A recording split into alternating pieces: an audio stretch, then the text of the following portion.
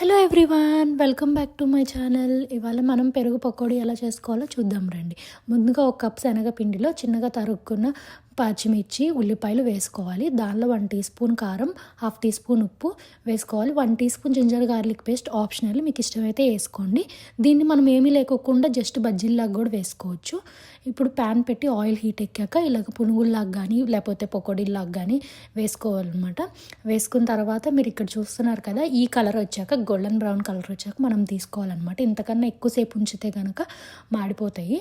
మనం తీసాక కూడా కొంచెంసేపటికి కలర్ వస్తాయి.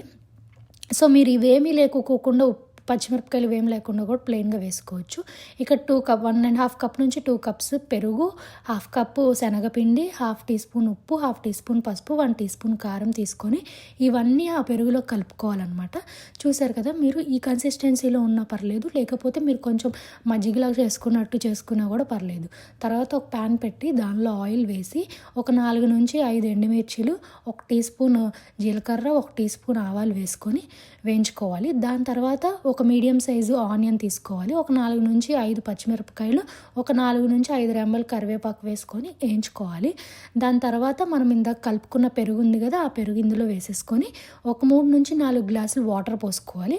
వాటర్ పోసుకొని ఒకసారి కలుపుకొని దాని తర్వాత మనము 4 నిమిషాల నుంచి 5 నిమిషాలు మీడియం టు హై ఫ్లేమ్లో మాత్రమే మనం దీన్ని బాయిల్ చేసుకోవాలన్నమాట.